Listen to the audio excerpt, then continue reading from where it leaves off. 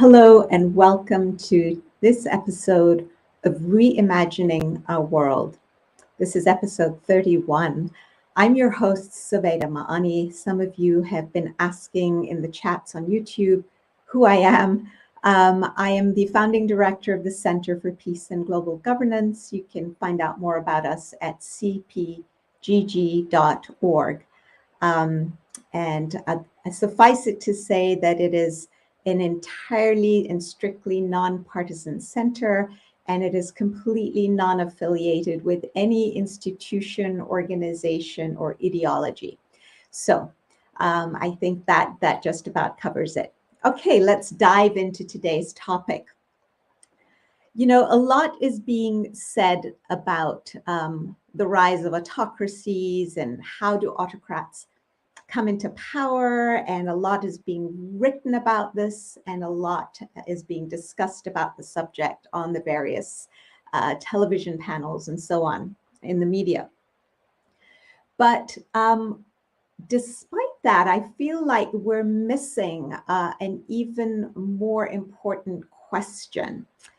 And that is the question of how we can avoid sleepwalking our way into a civil war, even if our country is not an autocracy. And this is a really important and interesting topic. The reason I've chosen to cover it today is because I think it's, as part of this program, it's important to continue raising our collective awareness and consciousness. If we want to reimagine a better future for ourselves, we have to be fully aware of the choices we've made in our past so that we don't repeat the past.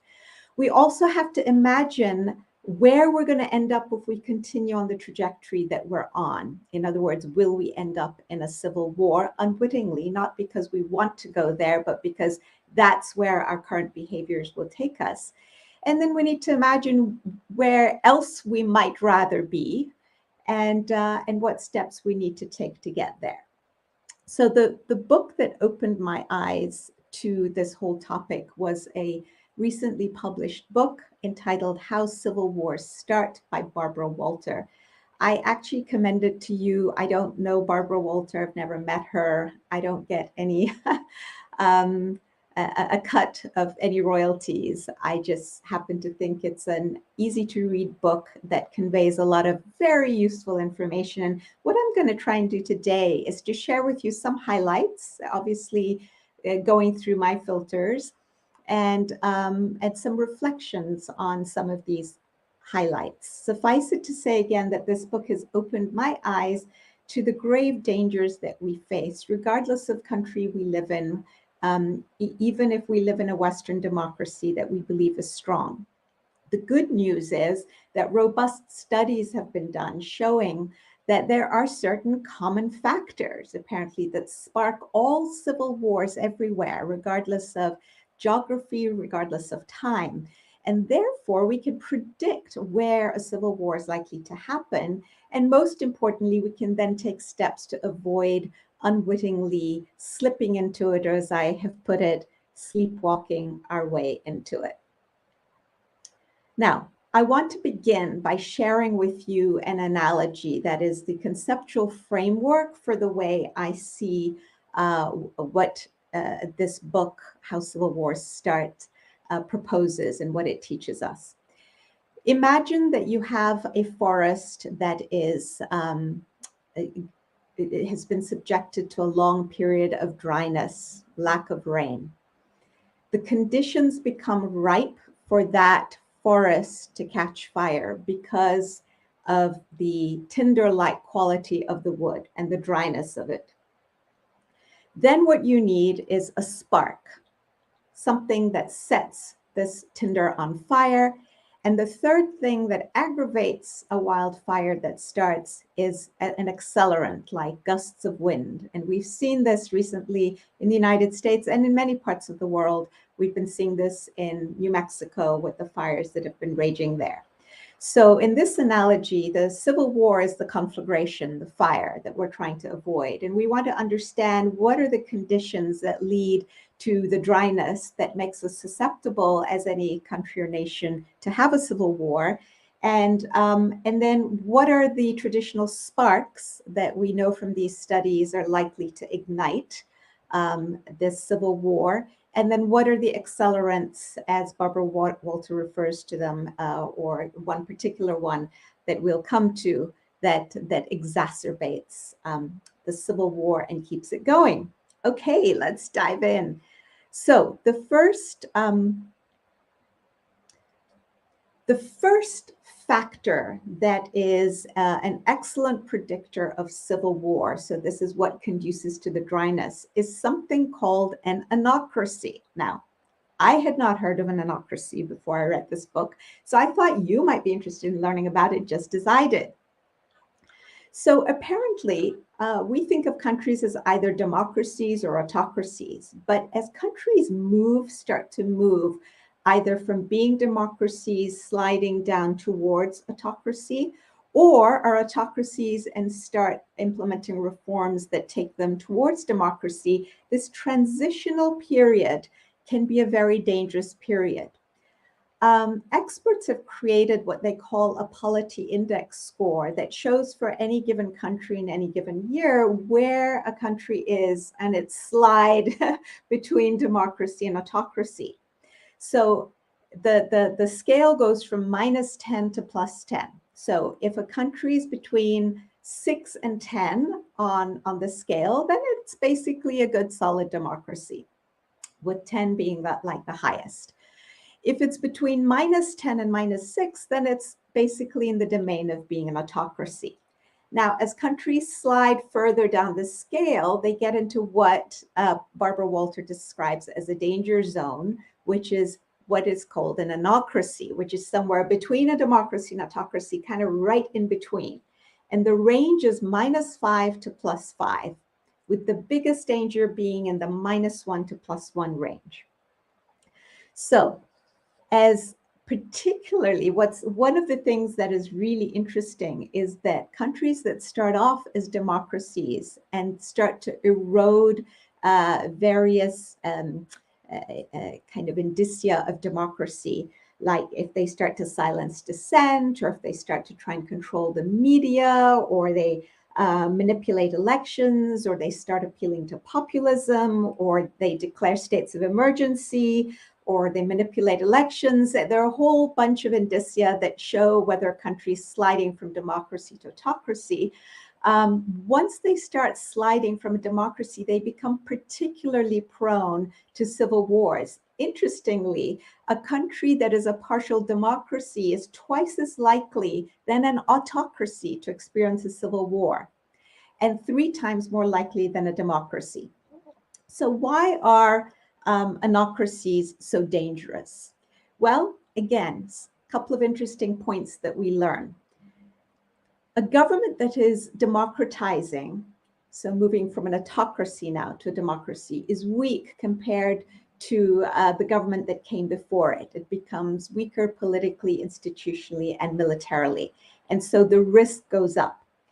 And the reason this happens is during periods of transitions, the winners and losers in a system change. And one of the fascinating things that I learned from reading this book is that the faster a country tries to implement reforms, so moving from an autocracy to a democracy, the more likely the chance that a civil war will break out, especially in the 2 years after reforms are implemented. So the lesson actually is democratize more slowly. Take your time and evolve the political system gradually. Why is that? Because slow reforms allow a country's citizens, especially those who are the elites who have hitherto held power, it allows them time to accustom themselves to the new situation.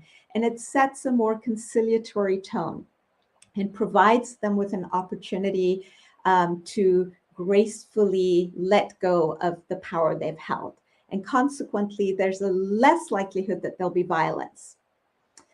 Another reason is that elected leaders, now starting with a democracy, if you get leaders in power within a democracy who start ignoring the democratic underpinnings of a society, including the guardrails, like, the powers of the executive and the checks and balances of government and a free press, then again, you will start to see civil war arising, because this tends to happen quickly. And when that change happens quickly, then we have a greater chance of civil war. Now, as they did their studies, these folks happened upon a really interesting fact. Many of us think that countries that are more ethnically diverse are more susceptible to civil wars. But it turns out that that's not true. It is not ethnic diversity that makes a country susceptible to civil wars, so to creating that tinder that can be set on fire, but it is something called factionalism. And factionalism is basically defined in this book as an acute form of political polarization, where you get political parties that are based on ethnic identity or racial identity or religious identity rather than ideology, right?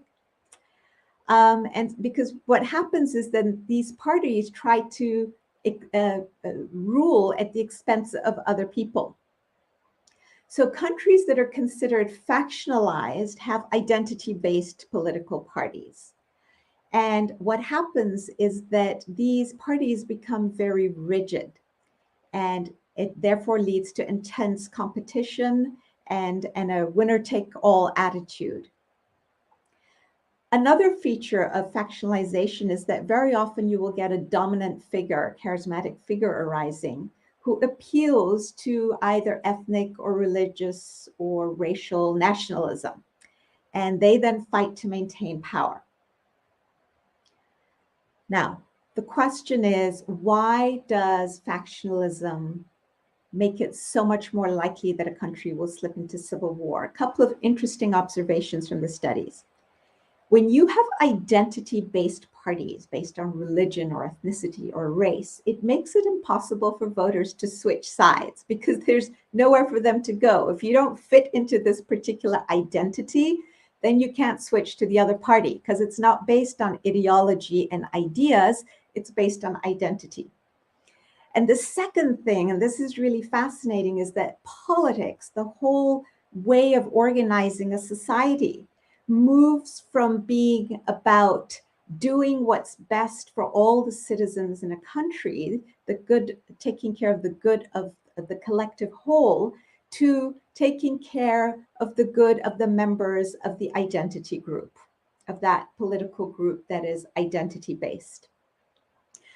So interestingly, the factors that have led to civil wars, the factional factors, have changed from the beginning of the 20th century, where they were mostly provoked by class and ideology. But starting in the mid-20th century, apparently, wars were fought more based on ethnicity and identification with a particular religion, as opposed to a political group. So far we've considered two big factors that make it more likely that you create the environment where a civil war can arise. So let's stay with factionalism for a second. There's an aspect of factionalism that exacerbates the chances of a civil war arising. And that's when something called superfactions arise in a country.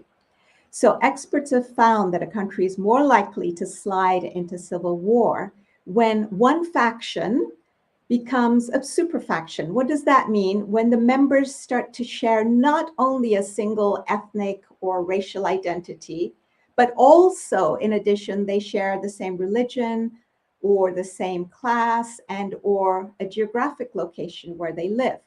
So an example of this is Sri Lanka. What happened in Sri Lanka was that the Tamils and Sinhalese first were divided themselves along ethnic lines. And then they found that they had insurmountable differences, or so they told themselves, along religious lines, with the Tamils being Hindu and the Sinhalese being Buddhist. In addition to that, they also split along geographic lines, with the minority Tamils being concentrated largely in the north and east of Sri Lanka. So in this manner, these two superfactions formed, where they had a complex of identities within each faction. Another example is India, where for more than 5 decades, India, with all its amazing ethnic diversity, struggling economy, and poverty, had managed to stay very unified. Even though 80% of the population was Hindu, with Muslims being about 14% and other religious groups constituting 6%. But it was a strictly secular state. And then what happened was that in the second part of the second decade of the 21st century, we started to see the rise of Hindu nationalist groups who really were pushing for India for the Hindus, basically. And they started to take certain steps in that direction, like rescinding the special status of the only Muslim majority region in India, Jammu and Kashmir, and also changing the laws on citizenship to exclude Muslims and so on. And so we're now seeing this drive towards factionalism and superfactionalism based both on ethnicity and religion. Now, superfactions can be exacerbated in a number of ways. You can have the urban-rural divide that we see, including the United States. You see this very clearly.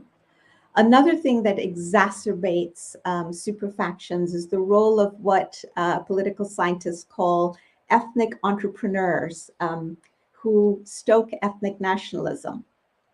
Essentially, you need to have somebody who's willing to be the bullhorn or the mouthpiece to appeal to people to act on the basis of discrimination against another group. And what ethnic entrepreneurs do is they basically expressly fight to preserve their own group's position and status in society. And by the way, politicians are not the only ones, as Barbara Walter points out, who basically stoke and take advantage of the division over identity.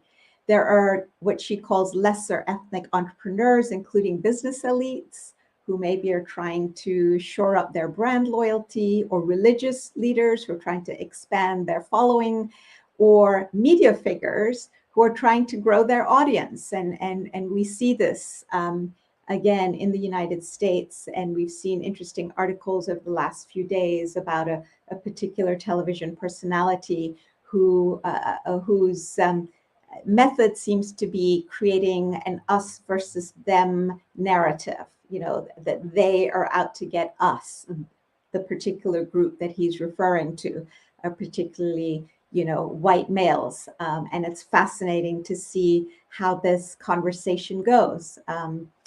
Feminism is bad because we get emasculated as males, and feminism also undermines traditional family values, and immigration is bad because it dilutes our power and economic power and opportunities in society. And this whole idea of people are trying to replace us. So replacement theory becomes a dominant theory in many countries that are sliding towards civil war. Now, the third factor that contributes to creating the environment where civil war is likely to break out, this conflagration is likely to break out, is something that, again, is called downgrading. And what this means is when members of a particular group that has been in power start to feel like they're losing power. So it is based on the idea of entitlement and expectation. Like, we are entitled to have this status, whether it's economic power, or political power, or cultural power. It can be all kinds of different power. And oh boy, we're losing it. Now, it's very understandable because human beings don't like to lose anything they already have. So in some sense, you can understand why it happens. And so it becomes very interesting later when we talk about solutions, how do we overcome this natural human tendency? And it happens all over the world. An example is what happened in Abkhazia, which is the breakaway province in Georgia, next to Russia, right? So the Abkhazians were an indigenous group of people who were what are referred to as the sons of the soil. They were the original natives of this part of the world, and that's how they view themselves. And they have no other homeland outside of the country of Georgia.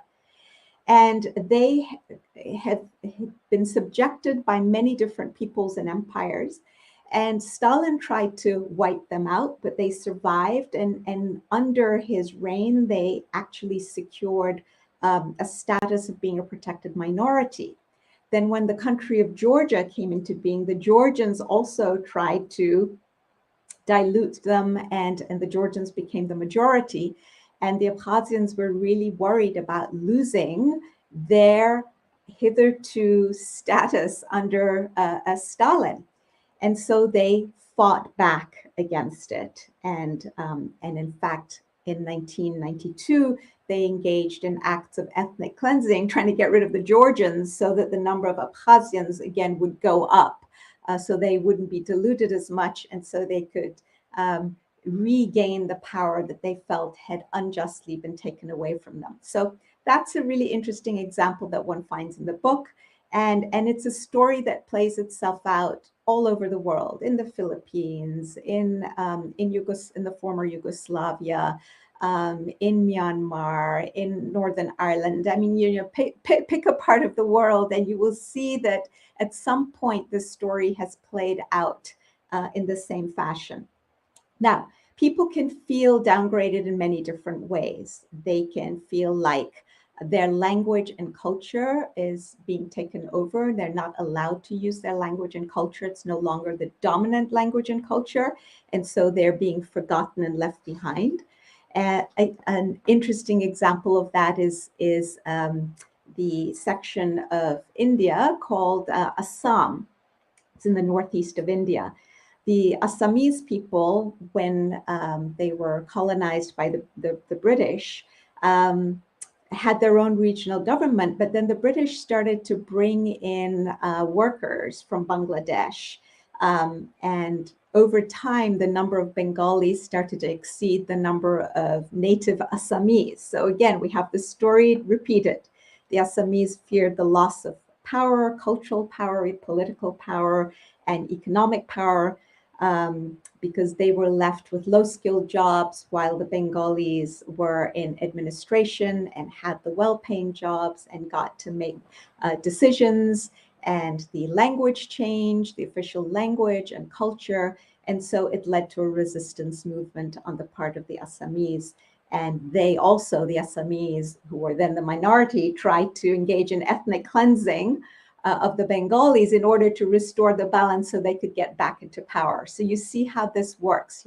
Very often ethnic cleansing is there because people feel, wow, we're getting diluted. We need to restore ourselves in terms of number and become the majority again and regain all kinds of power. People can feel downgraded because of loss of economic opportunities, and because of economic inequities. Now, a very interesting point that is made in the book that I feel is worth highlighting is that economic discrimination doesn't need to be deliberate.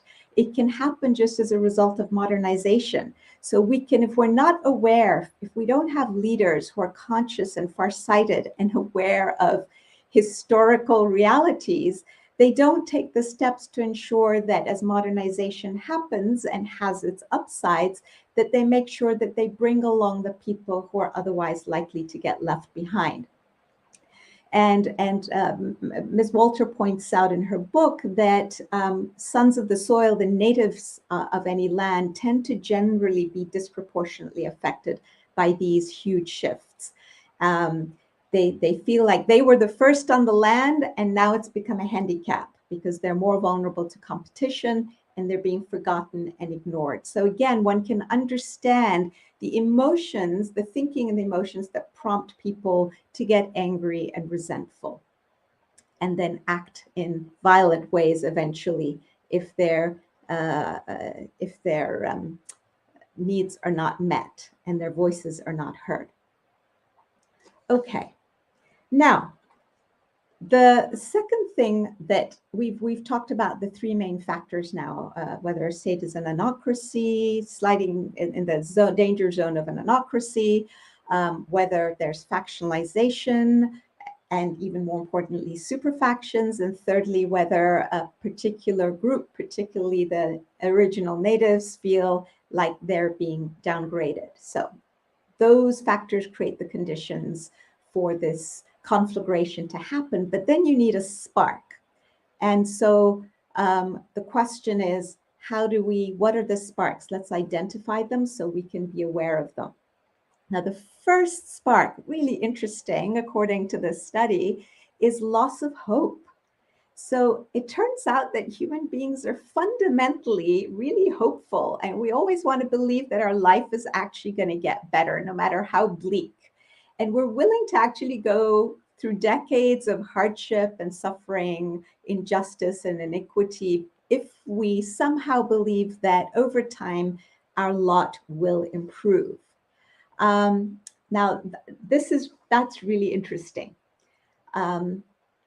But hope can be lost, and it can be lost in a number of ways. There are two ways typically where people get to the point where they realize, you know what, nothing's ever going to change, and we lose hope. The first is failed protests. So when people are initially unhappy, one of the natural things they do is they go out into the street and they protest. They say, hey, listen to us. We've got these grievances.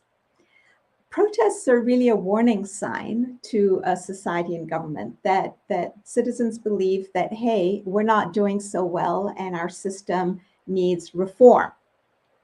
But it's the failure of protests that eliminates hope, and that takes us then into the danger zone, because it's the spark that can, if the factors exist that we've talked about, that spark of the loss of hope can then ignite a civil war. Now, a couple of observations that I found interesting. Both democracies and autocracies can handle protests really well. But once you're in that middle state of an anocracy, protests can become really dicey and can lead to violence. The same is true of factionalization. If you've got factions, and particularly superfactions in a society, if one of those superfactions or factions starts protesting, it's less likely that the government will listen to them. A government is more likely to listen to protests if they represent many elements in society as opposed to a single element that they view as aggrieved.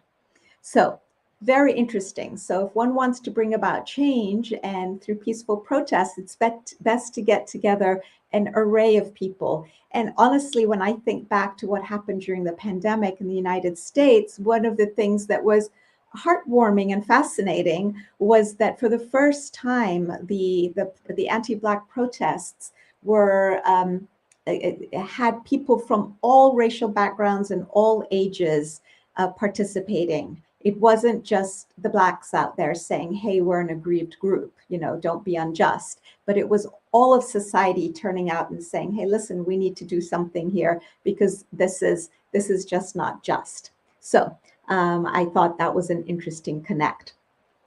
Another way in which hope can be lost is through elections that are lost. Again, if you already have an anocracy or a super factionalized society, loss of elections can be interpreted as meaning several things to people. That the ruling party is not willing to play fair and it's not really committed to democracy, or tells people that, oh, one side can manipulate an election. So if people feel that an election is fraudulent, whether it's true or not, that very feeling is dangerous, because then they think, well, conventional means can't be used to regain our status, especially if they are the downgraded group or feel like they are losing something. And so they resort to violence in order to regain access to authority. And again, the US is a good example of that. Another example is Ukraine, where the civil war began in 2014 after Mr. Poroshenko won a special election that was designed to replace the incumbent, President Yanukovych, because there were mass protests. And so the Russian-speaking people in eastern Ukraine, who had been represented by Mr. Yanukovych, thought, well, wait a minute, the system is stacked against us. And so they started to fight for independence and they took up arms.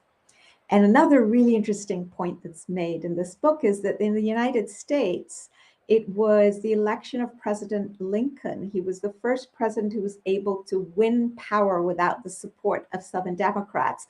That's what convinced the Southerners that they needed to break away and secede from the rest of the nation. So these are all really interesting.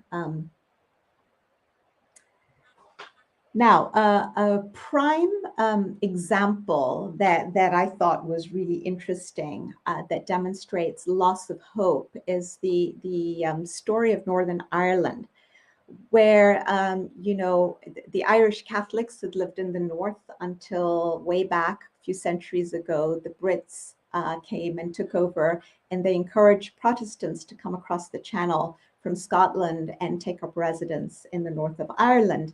And once the Republic of Ireland was created in the south, the Irish Catholics in the north remained as part of this separate place called Northern Ireland, in which their numbers had become diluted by all these Protestants coming in, who were Scotsmen and British. And it ended up that the Protestants were 2/3 of the population, and the Irish Catholics became 1/3 of the population. And the government, which was semi-autonomous, ended up controlling, so the Protestants ended up controlling education, law, social services, industry, agriculture, and everything. Now, the Irish Catholics, although they suffered for many years, they lived geographically in different places. They had a different religion.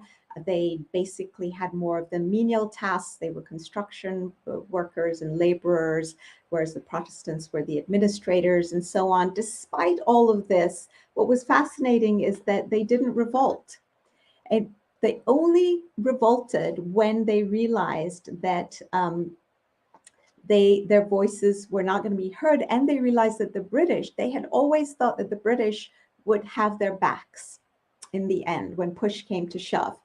And it wasn't until there was a march in Bogside, next to Bogside, which was a place where the Irish Catholics lived, that then sparked riots, and the British for the first time sent troops in.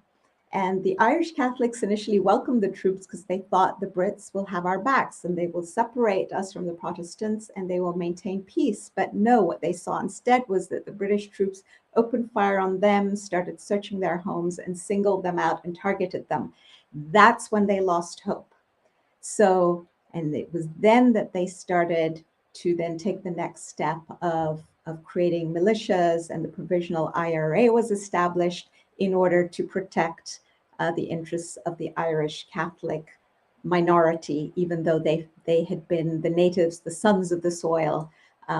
So very interesting example. All right, the second spark when you have these conditions is that extremists step in when they realize that the terrain is already dry and a spark will do the trick. They manipulate the opportunities, and they step in and they say, hey, listen, yeah, we know you're unhappy. We have an amazing alternative to offer you. And what actually ends up happening, interestingly, is that it starts with a very small group of extremists.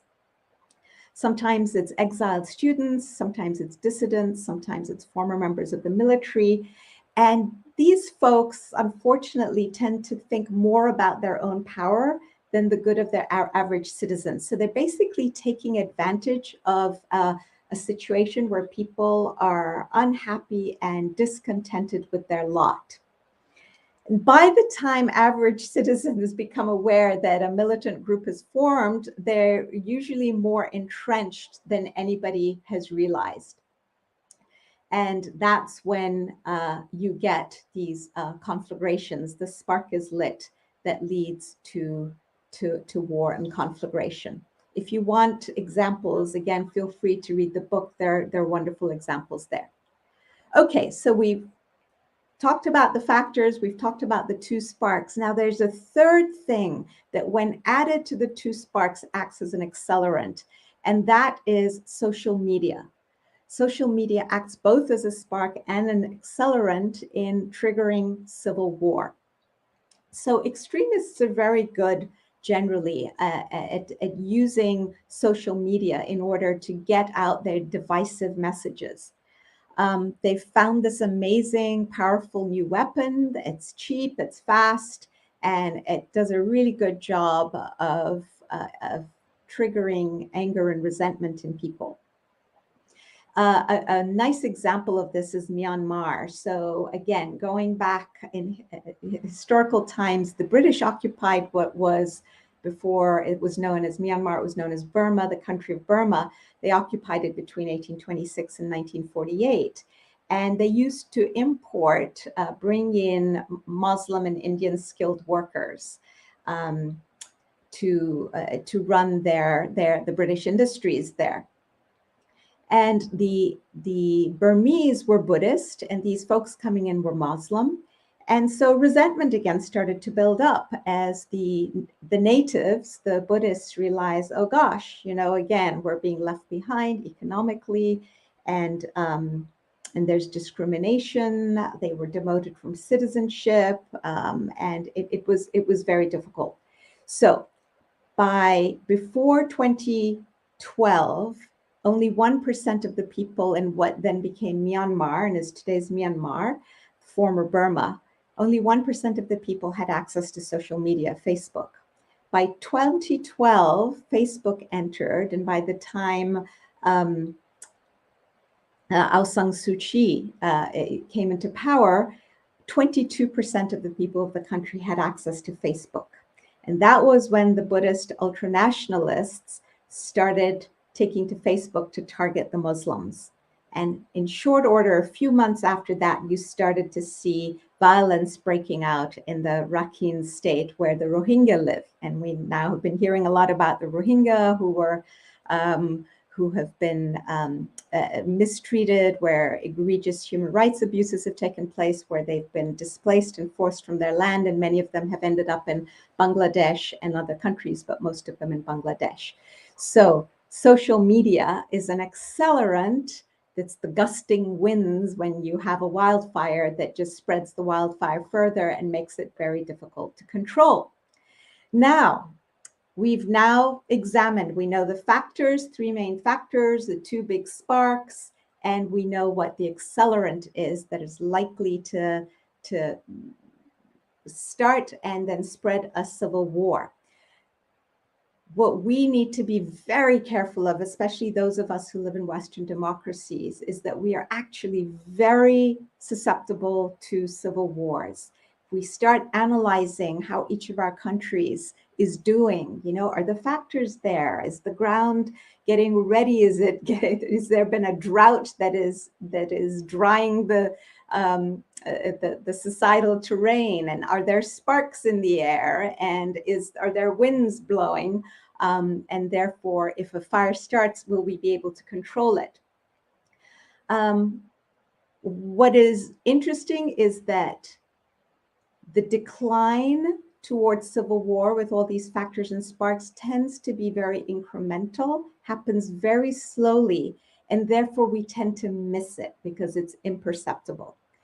And again, the author of this book does a wonderful job at taking the United States. I guess she's American and wrote this book for everybody, but also to alert, to raise consciousness in this country, to say, hey guys, let's wake up and look and see that these factors are present, that we are susceptible as a nation. And if we see that this train is hurtling off the cliff, You know, we need to ask ourselves, do we want to hurtle off the cliff into civil war, or do we want to change the trajectory of where our society is going? So the United States, in short, in 2021 officially became an anocracy. It got to +5 on this polity index scale. So that's factor number one present. It is highly factionalized, and in fact, we now have superfactions. It started in the 1960s with race becoming one of the factors of factionalization, followed quickly by religion. We've got the urban-rural divide. We've got people feeling downgraded, people who had power before, now feeling that they are being left out of the equation, that they don't have the same economic and job opportunities, that their culture and values are being overtaken. Their home ownership, they're having a hard time earning enough to have homes, their life expectancy is dropping. So all of these factors are there. So the loss of hope is there. They feel, rightly or wrongly, so there's been a lot of disinformation, but they feel like maybe an election has been stolen from them. And we know that that loss of hope is a spark that can trigger civil war. So we have to be really, really, really careful. And there's more analysis that I'm not going to go into. So this is where the United States is today, in a place where we need to really sit up and listen. We simply can't afford to be complacent and to sleepwalk our way into a civil war. There's no need for that to happen. So we've done that, the assessment. So the question then is, how can we avoid civil war?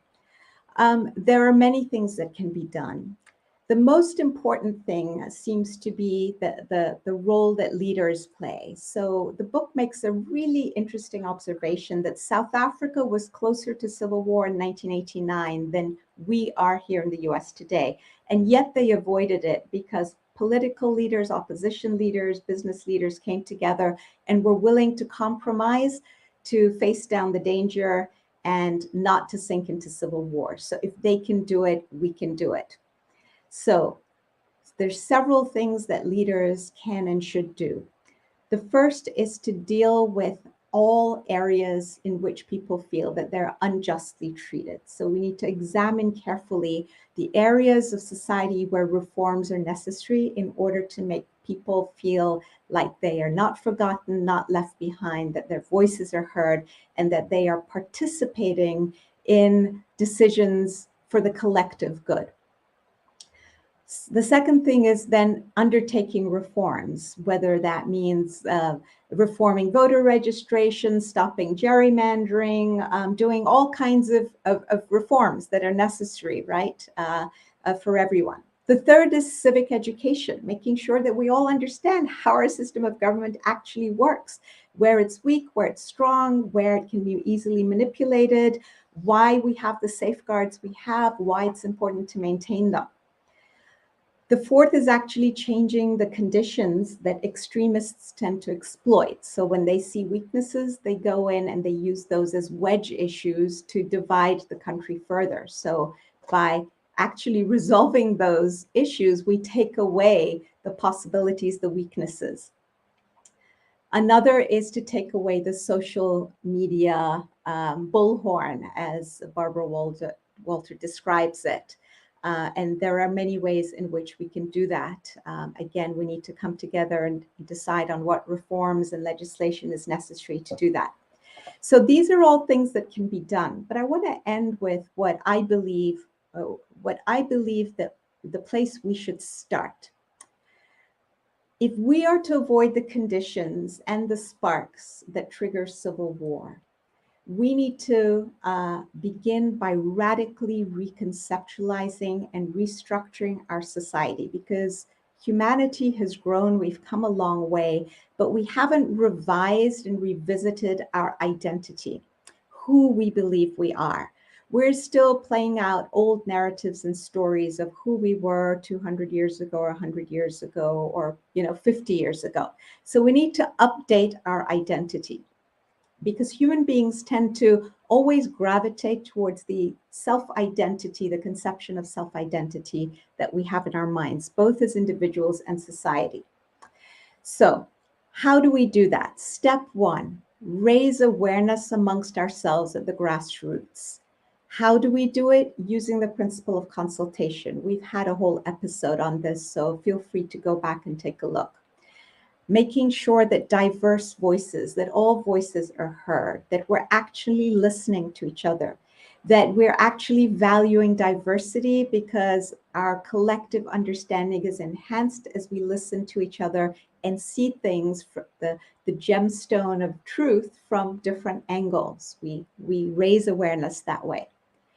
The second thing we do at the grassroots is to identify certain key principles that we want our society to be built on. I submit that the most important principles are those of justice or fairness, if you like, and truth. Truth is something that has definitely suffered a lot of damage, especially with the media and social media. I was stunned to hear one of the talk show hosts, when asked about a particular subject that he had commented on and that he had actually told the truth about, saying, "Didn't you tell the truth?" And he says, "Hey, look, I can't go and on my show and tell the truth. That's not what people are watching me for. That's not what I'm here to entertain." So this whole idea of news as entertainment is something that we really need to think about. So if the fundamental foundation upon which we want to build all our institutions and processes and policies is truth, then we need to reconceptualize also the role of the media and how the media should operate. Once we've identified these principles, we then need to make sure they get woven into all of our reformed institutions and processes. The second thing we need to do is learn to elect fit leaders, leaders who are capable of doing a bunch of things. First of all, that they have qualities like the courage to do the right thing, even if it's not popular. Again, we've had a whole episode on this. The courage to also make changes when it's time to make change, like in the face of climate change and global warming, we have to change our behaviors. We need leaders who are strong enough to do that. We need leaders who are free of prejudice and do not stoke prejudices that members of society have. In fact, we need leaders who are unifiers, who are able to harmonize people and bring them together and give them a loftier view of their own reality and their future. We need truth tellers. No matter how difficult and painful the truth is, we need leaders who can speak those truths. We need them to be farsighted and not wait for emergencies to happen, but to think about what to do in the face, for instance, of a looming global war, nuclear war, or conflict like Ukraine. We need leaders who can say we need a system of collective security, which was the topic of last month's episode. And we need leaders who can bring us all along and harmonize our perspectives and help us transcend our differences. So this is where what I believe is necessary over and above the suggestions that are made in this book. And in fact, I believe that this is where we need to start. So the very first thing we do is start having conversations with each other at the grassroots, bridging the artificial divides between us, taking the labels off each other so we don't view each other as labels: Democrat, Republican, white, black, woman, man, whatever gender. That's not what defines us as human beings. We need to really listen to each other and to listen to each other's concerns and fears, and then have a consultation on how we can address these. If we can go to the moon and we can, go to planets, we can, I am confident, come up with ways to speak to everybody's fears and resolve them and create a system of governance that works for all. The good news is that these conversations are happening at the grassroots all around the world, even as we speak. And that's very exciting. So You should go and find out where these conversations are taking place in your own backyard. If you want to get in touch with me, I can probably tell you more about some of these conversations.